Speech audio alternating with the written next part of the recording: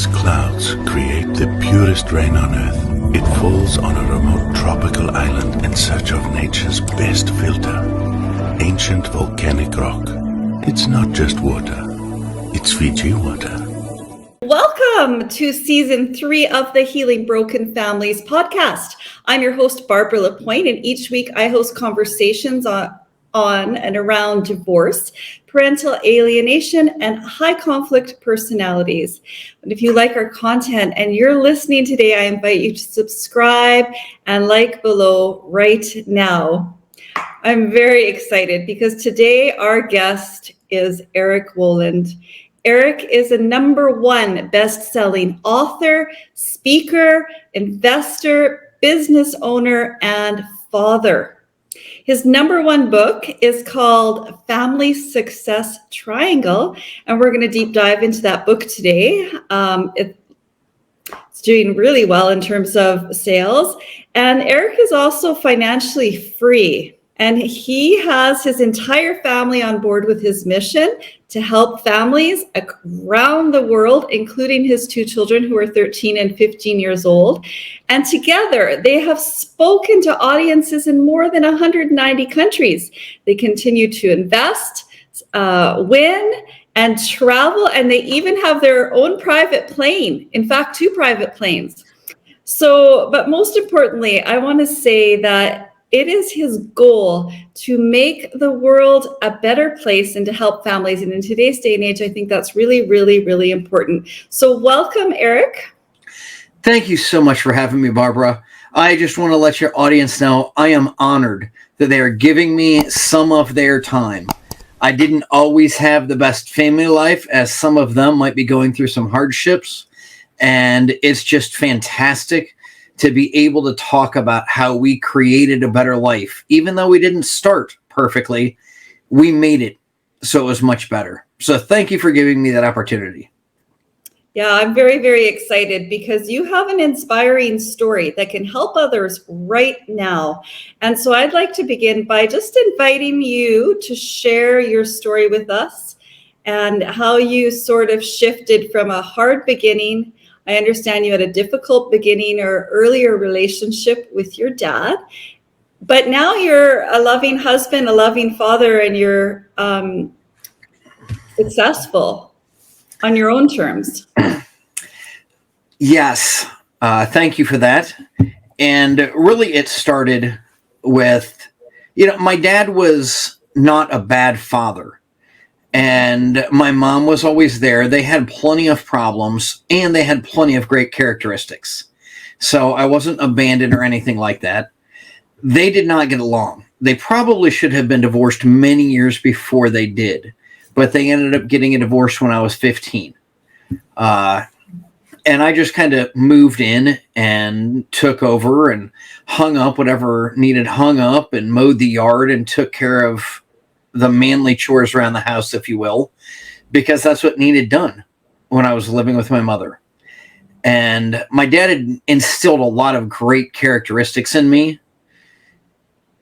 And at the same time, I wanted to teach my children and make them strong and successful and still be there. He was very much a drill sergeant.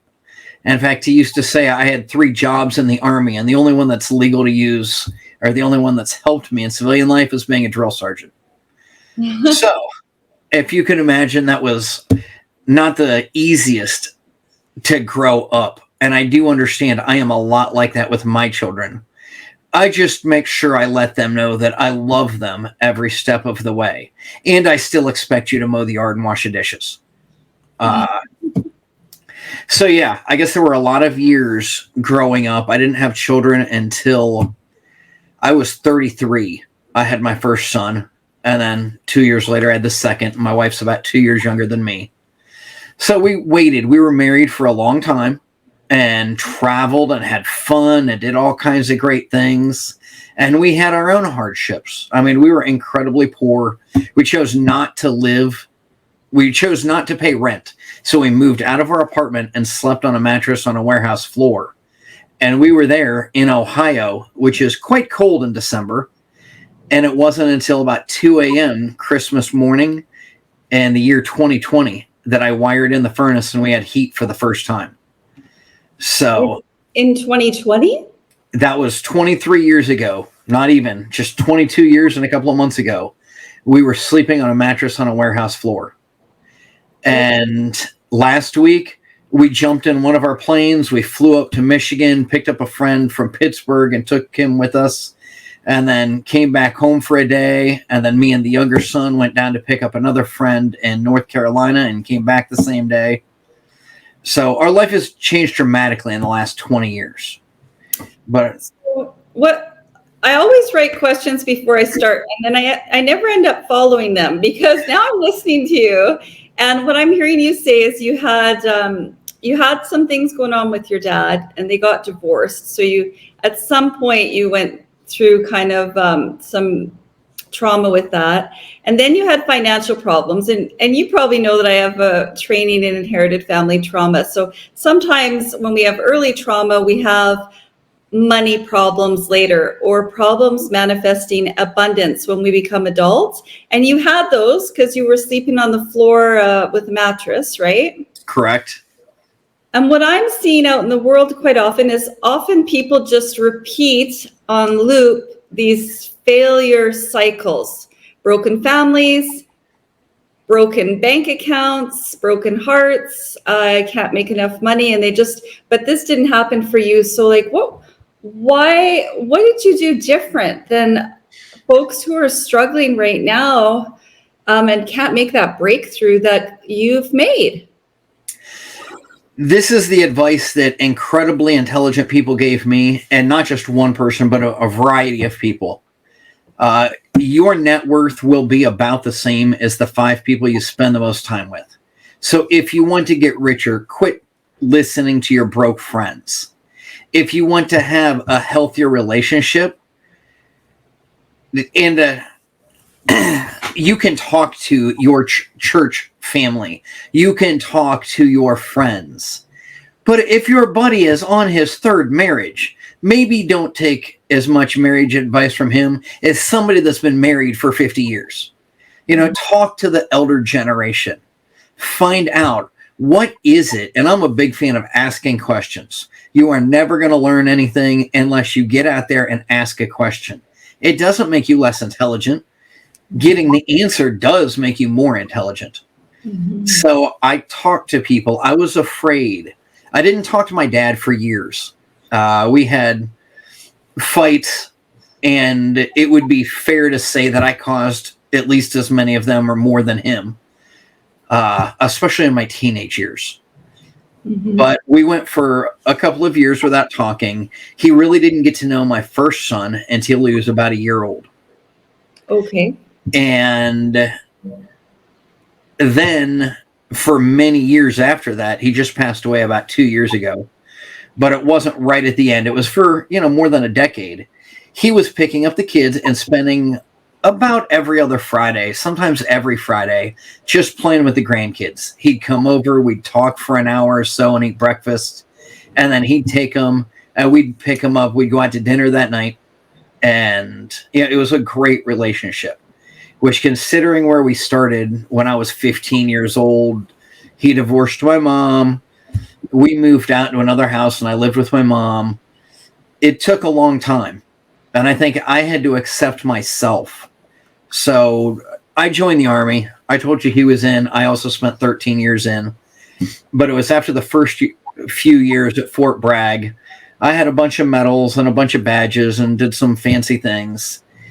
And I finally accepted that I was good enough, whether he accepted me or not. And he never really said good job, but he had his own way of letting him know. And I think one time I came home from another school and had another tab on my shoulder. And he says, you've done everything I ever did in the Army, or something like that. And that was incredibly high praise from him. But I needed to believe in myself before I could hear that. I don't know if he had said it before or not, but I wasn't ready to hear until then, I believe. So that's very powerful, Eric. So you had this inner victory. You're good enough. And later it came to an outer victory. That is incredibly well said, Barbara. Yes, you will never be good enough until you accept for yourself that you are good enough. No one can ever tell you enough good things. You can never say, you have to believe the affirmations when you say them. It's not enough just to say them. When you actually start to believe them, then you will become the person you always wanted to be. I think that is also a really powerful shift in just like, do you believe in yourself? Yeah, I believe in myself, but you really have to feel it. I also hear you saying that. So that's really a huge part of our most recent book. And the subtitle is Be, Do, Have. The essence of that is, until you are who you need to be, no matter how hard you work, you're not going to get ahead. No matter how much you want your family to be happy, you're not going to be happy if you're holding yourself back. So choose to be happy, and then you can be. Whether you have money or not, whether you have this or that, you don't need the material things. Once you make the choice, which everyone can make, I am good enough, I am happy enough, I am whatever, then you can grow from there. So be who you need to be. And then you can go out and do the things you need to do and have everything you ever wanted out of life. Wow. That's a huge concept. Be, do, have. Be, do, have. It's like a triangle. I think that's really powerful. So you discuss that in your book. Your book is called Family Success Triangle. And maybe I could invite you to expand on it and just tell us, why is it an important book for people to read? So it's on Amazon. Your publisher's super happy with the sales. It's a book for every parent who wants, to raise their children better, learn the value of money, and invest in their future. So I'm just reading a little bit of the description, but I want you to tell us what the biggest takeaways are in this book, Family Success Triangle. All right. So one thing, my wife and I both co-authored it. And for most of the chapters, I write the first half and she writes the second half. And then you have like the homeschool chapter where, first off, the women always get the credit for homeschooling. I did my fair share of teaching science and math and stuff like that. But she wrote, because she is really much more involved in making sure we check all the boxes and do all the paperwork and grade all the papers. So we got to give Lila plenty of credit for that. Okay. And so she wrote the first half of that chapter, and then I did a follow-up on what she wrote. And sometimes we talk and teach exactly the same lessons. And other times we are totally out there. Like every other married couple, you have to realize that's why we make it, is because she wants to go to the same place as me. We have the same major goals, and we are the opposite in many ways. So no matter how you learn one of the lessons in the book, you learn in multiple different ways. Well, I teach in one way and she teaches another. So if you think that's boring and analytical, then you're going to love her touchy-feely stuff. And if you think, oh, that's too touchy-feely, then you're going to love my bullet points at the end of every chapter. Right? That's a great formula. So that is how we teach. And in writing the book and in all of our speaking and newsletters, whatever it is that we're doing, we try and switch out. So you might not like the newsletter that I wrote today, but the one she writes next week might really speak to you. And I think that you need to be the same with your spouse and your children especially. They learn in different ways. Teach them in the way that they learn the best. It is not sit down and memorize stuff in school. Only about a third of the people can get really ahead like that. A lot of them need to have hands-on. Some people are more artistic. Some people are more numbers driven. So find out how to speak to your family, and you will be able to convey the message a lot more clearly. And one of the ways we say that is, I like to see the big picture. That one of the most important chapters in the book is the big picture. And you have to, God, it drove my wife nuts. I kept saying, you've got to see the big picture. Don't just memorize the steps. You can't memorize each of the parts and understand the whole. And finally, I said it in the right words, which might have taken me a decade. But she goes, why didn't you just tell me that to begin with? I said, I have been, like every day. I'm not hiding this. But sometimes families just don't communicate well. And the bottom line is, if you want your family to work, if you want your marriage to be spectacular, then you need to communicate in the way that they understand, not just the way you want to say things. So, yeah, I'm having some flashbacks to when I did my solution-focused coach training with Erickson, and we had to identify who was like sweeping, visionary, broad thinkers, which I was. And then other people thought more like in your wife, like how your wife processes information, more kind of like in details or, but bottom line is we all think differently. So that's cool. And sometimes it's hardest to communicate with our own family than just any other person that we know in the world. It is so hard because you love them and you don't want to hurt them, but you need to be honest. You need to be brutally honest and not be brutal at the same time. Yes. Don't lie to ourselves. Don't lie to our family members, but being honest. That's really one of the things. I mean, all right, I will tell a story to teach a lesson. And sometimes if you need to learn something personally, you don't want me to tell you personally because you'll be offended. So we have used, if you think the triangle in family success triangle, it is how we integrated our family, our investing, and our business all together. And each one of them, the kids learning about business allowed us to spend more time with the children. And then they started working in the business as early as like 3 or 4 years old. And they were balancing our checkbooks for the business. And we just made it a game with them. But then that gave us more free time to actually play with them. So they were excited. They got to see what mom and dad were doing during the day, and they got more time to play. Well, we got that stuff done fast and accurately, which gave us, a more profitable business. That allowed us to buy more investments, which grew the business, which made more money, which gave us more time with our family. And you just repeat that cycle over and over. And next thing you know, 15 years later, you're traveling around and spending half the year on the road with your family at really cool destinations. And we set up speaking engagements, and sometimes we just go as students, and sometimes we just go for fun.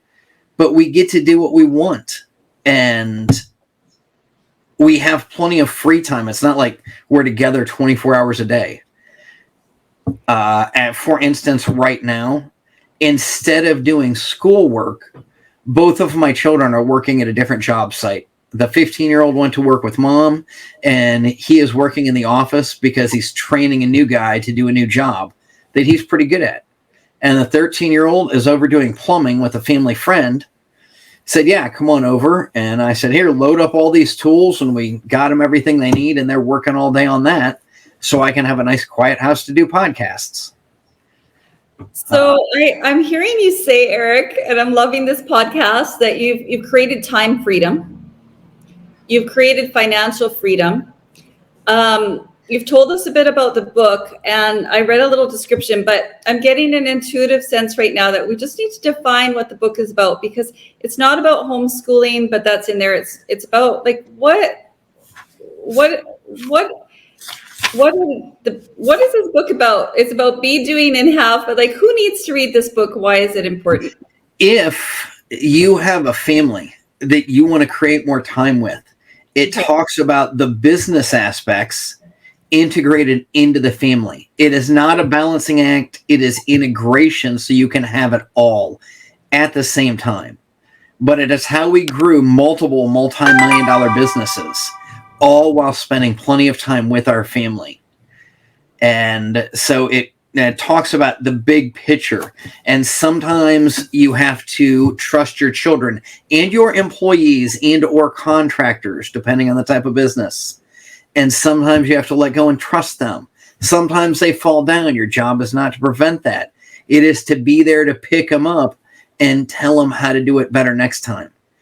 And, if you have little boys and they don't have a skinned knee every now and then, moms, you need to let go and quit hovering. You need to let dad take them out there and let them do things you would never approve of. They need that growing up every now and then. Yeah. And dad, you need to stay out of the way because sometimes they just need a hug from mom. So these are the things. How do all of these integrate together to make your whole life better? And once you have achieved the happiness and joy in your life, it really gives you the strength to grow a bigger business. Why shouldn't you provide jobs for more people? Why shouldn't you? We provide hundreds of rental properties. And I know that, there's 40 families that are going to buy food and they never have to worry about a paycheck because I give them one every week. I know that there's hundreds of families that have a safe place or at least a comfortable place to live because we provide it to them. And the more value you give to others, the more value you get back for yourself. So all of these are lessons in the book and how we accomplish them and how my children, they each bought their first house when they were 7 years old. Neither of them used any of daddy's money. So if you watch them, there are a lot of people on social media that are saying crazy things like, it's great to have a dad, but if I just gave him money, what would that teach him? I want them to learn to respect the money and how to use it. So I've raised my children so they knew how to run a business good enough that they actually both wrote their first book. Devin, when he was 10, published his first one at 11. His second one hit #1 on the bestsellers list. It came out last May. Ethan. What? Oh, yeah. I guess you didn't know that. My 13-year-old has his first #1 bestseller came out. It's called The Treehouse. And he talks about how he wanted to get away from his brother in the book. And he found some scrap lumber and built a treehouse so they had their own place. And then they kind of accidentally turned that into a business with him and his friends. Really? And Devin's book, The Garage, he is more of the analytical. He is more into the electronics and stuff like that. Well, he designed his drone and sold it. He had a lawn mowing company, and then he used that and designed a drone with his spare money and sold that to a big company and got a big payoff. But all of our books, the kids write fiction books for children to learn how to start and grow businesses. And ours teaches both about business and family. And they're all really bring the family together. And we point out, this is how the middle class thinks. And that's great. But there are reasons that you might not want to get out of debt and invest for the long term and do what your stockbroker says. There's other ways to invest your money. And for some people, that is the best way. But we hit little teeny, even in the kids' books that are designed for probably 8 to 25-year-olds. They teach the basic concepts of business, investing, and bringing the family together. And some of the characters are single moms or single dads. And some of them don't know anything, but they always find mentors to help. Oh, I have goosebumps because I just wanted to share that I had a very strange experience in my city, in my country of Canada, where I ran for school board trustee. Oh. And the #1 thing that was coming up was that most students were graduating high school financially illiterate. Yes. And it was really sad and sorrowing to see the stats on that. And school is fantastic for some people, But one of my best friends in high school, he was just bad at it. And he was such a fantastic person, brilliant when it came to working with his hands. And we kind of thought of the people that went to the vocational schools as not as smart as us college prep people.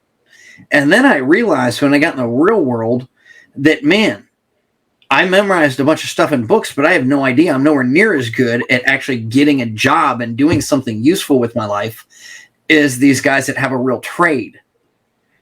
And another issue that I had to overcome, growing up in my 20s or whatever, and realizing that, man, you're not less intelligent if you don't get good grades in school. You just learn a different way. And I really need, in my construction business, I don't know what I would do if all we had were college graduates. I'd never be able to find anybody that could swing a hammer and fix a furnace. Well, you said earlier yourself that only 1/3 of the students learn in that specific way of memorizing rote passages. That's not a big percentage of all the kids and attending. I know my daughter doesn't, to be honest, she doesn't enjoy school at all. And it makes for a long life if you don't enjoy traditional learning classrooms, like you don't like school. So I really like what you're sharing. Well, she would get along just fine with Ethan. That's why he talks about building things with his hands. That's why he's over doing some plumbing at the house next door, because he likes to work that way. He learns so much more actually getting in and getting dirty and doing it. And his brother actually loves to write books. I never really wanted to write a book. My publisher, read Devon's and said, you have to publish another one. And then Mark Victor Hansen, as in Chicken Soup for the Soul, we met him at a conference and he talked us into writing a book. He said, you have got to tell people how you do this with your kids. It's just so amazing. Here I am, and I think they were like 11 and 13 or 12 and 14 at the time. He goes, these kids just walk up to me and start talking, and one says, here, I know you wrote a lot of books. Here's the book that I wrote. And so Mark has been an incredibly, just unbelievable cheerleader to help us and inspire us and get us to go. And he's really the main reason. After multiple other people told me I should write a book, he's the one that finally got me to do it. So we sat down last year and wrote it. And, well, this is the product. And his publishing company published it for us. That's incredible. I full disclosure, I haven't read it, but I cannot wait to read it. And also, as a sidebar, we're going to have the links to all of your books. So your book and then Treehouse. It would be great to put the link on our show notes for that as well. Fantastic. Thank you for that. Yeah. Now, you mentioned you always tell, I think you said youth to have mentors. And it's funny because I was going to ask you who your mentors are. Obviously, you might have just mentioned one, but who are your teachers and mentors? Well, like many people, I started learning from my parents, and sometimes I learned what to do, and sometimes I learned what not to do. Mm-hmm. And then you have family friends, and I picked up different things. And then I went out and got involved in real estate, and I bought my first house. And then I bought my second house, and then I found out about real estate groups. And so I met a couple of old guys there, because literally that was all there were. There were so few females 25 years ago that when my wife started showing up, not only were we the only two in our 20s, but she was like the only woman that was there that was actively involved and as good as any of the guys. The rest of the women just happened to be somebody's wife. And now it's wildly different. Now there's women all over. But I know she had a harder time because she happened to be a woman. And she was young and cute at the time, which didn't help her at all. Oh. And she's still young and cute, so don't let me... Yeah. Don't worry, it's an edited podcast. I like to have a well-rounded conversation. And right now I feel like maybe just asking you about real estate and investing and money, because you clearly know about that. Well, like I said, I went to my local RIA group. If you're interested in real estate, no matter what country you're in, there is a group of people that are either called a property owners association or an apartment association or a real estate investor association, something like that.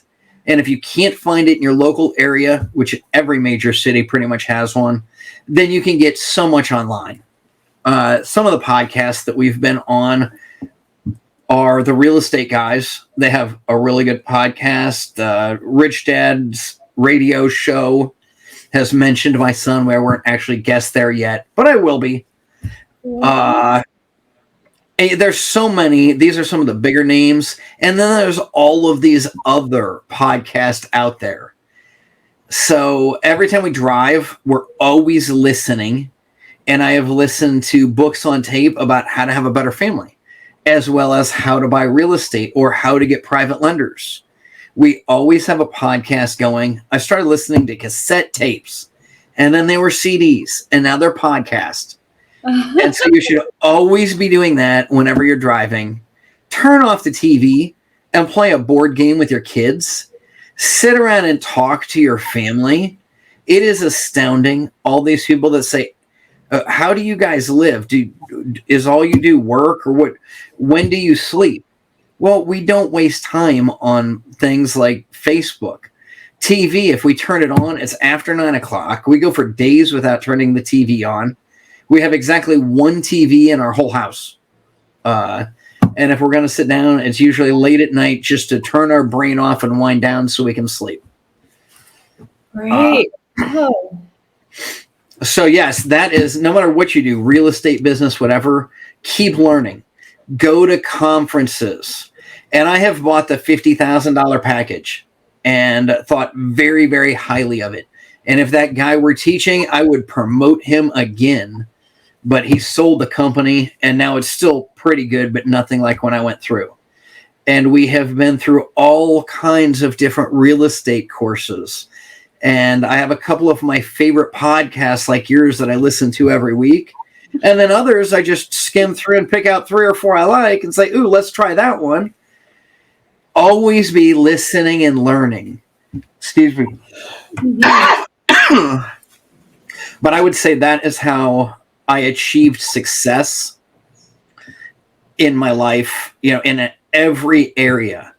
And you will fall down if you're focusing on your family. You have to find a way to not let it hurt your business. And if you're focusing on your business, you need to find a way to not hurt your family. So let me see if I can teach you my most important lesson. Okay. If you work a 9-to-5 job, you need to not worry about whether your boyfriend's cheating on you, if your kids are getting trouble in school, or what your girlfriend's doing, or your wife, or whatever. You need to be at your job 100% committed. And when you go home, you need to leave your work problems at work. That report will be there tomorrow, and it will still be done. If it's not an emergency, if you're not the owner, you need to go home and focus on your spouse and your children and be 100% there, not thinking about work the whole time you're with them. And if you're a business owner and you want to tell me, first off, I own 18 businesses. So I understand what it is like to have a sleepless night and not know what's going on, and having a contractor mess something up, or an employee that quit with no notice. All of these things happened so far this week, and it's Tuesday. That's always going to happen. So you go in, you deal with the emergency, and you make sure that the staff knows, look, if the tenants have heat and the water isn't spraying, it can wait until tomorrow morning when I come in, and I'll deal with it then. But that is why we have all of these layers in the chain of command to deal with things. You don't need to wake me up. I don't need to worry about this. I remember getting my first phone call. I still slept with my cell phone, and it's laying on my nightstand, and it rings at 9 or 10 o'clock at night. It had to be around 10 or so because I was going to sleep. and I was dumb enough to answer it, and it was my apartment manager. She said, "Oh my gosh, your apartment building's on fire, and the half of it's demolished." And it was only a 6-unit, but it was the biggest thing I had ever owned at that time. It was just awful. And it's an hour drive to get there. And I said, "Debbie, calm down. Is everybody out of the building?" She said, "Yes." I said, "And all the cats and dogs and pets you're not allowed to have, are they all out of the building?" She said, "Yes." I said, "Is the fire department there?" She said, "Yes." I said, "Great. I'll talk to you tomorrow morning." She said, "What? You're not going to drive over?" I said, "Look, I was a medic for 13 years. I'm not even one of those anymore. I let my certification expire." I said, "There is nothing that I can do that the fire department and the ambulances can't. I will talk to you tomorrow." And you know what? The fire was put out the next day. It was nowhere near as bad as it looked in the heat of the moment when flames are licking across the roof. It really only damaged one of the 6 units, and we had water damage underneath. So, we have a free roof thanks to the insurance company, and we got everything fixed up. Nobody was hurt. Property can be rebuilt. But you have to learn to let go. And I believe, I'm pretty sure it was the next night that I put my phone downstairs in the office where I couldn't hear it ring. And I have never had a cell phone near me when I slept since then, unless I'm traveling and I have to have it in a hotel room. I was going to ask you, I was getting very curious to see if you still sleep with your cell phone. So. Oh, no. That was my first 2 years of investing. So that was right around 2004 or 5. Wow. My gosh. I think we're coming to a close here, but this has been really, really amazing, because I'm hearing a lot of information from you, messaging from you, and tips that I don't often hear. I digest a lot of information on a daily basis. So I invite everyone to order your book, Eric's book, Family Success Triangle. It's available on Amazon. And Eric, I'm going to invite you to close out. Oh, it's such a beautiful cover. I love it. Yeah, and so I'm going to invite you to sort of, you can just depart with one final golden nugget or piece of wisdom that you want to share with the audience. Maybe if someone feels like giving up on their family, or giving up in life, or they're feeling down, or it could be whatever you feel led to say. Well, not all marriages should have happened to begin with. That being said, if you love your spouse, everything else can be worked out. And if you just sit down, women, just pretend like men and women are different, and men don't understand anything you say unless you slap us upside the head and say it over and over. We're just not as smart as you. Just tell us what you really mean, and don't hope and think that we get it. If it didn't come out like, "Eric, I circled the picture of the shoes you need to buy me for Christmas," we're probably not going to buy you the right things for Christmas.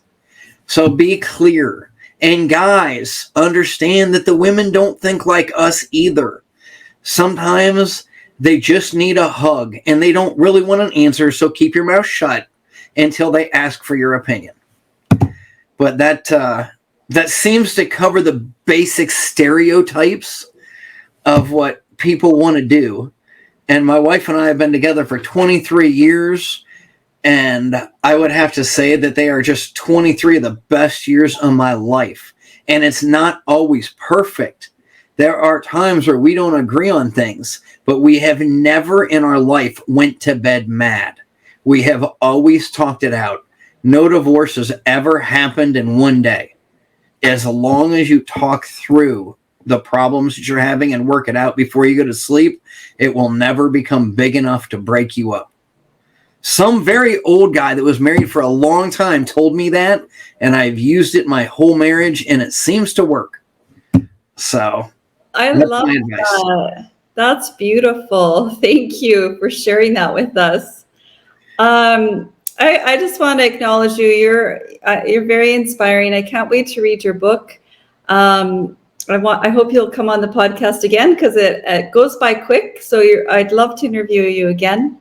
I want to thank you. Thank you so much, Barbara. I would love to come back anytime you'd like me. And you might want to get my wife's point of view. I'm sure she can tell you things that I haven't.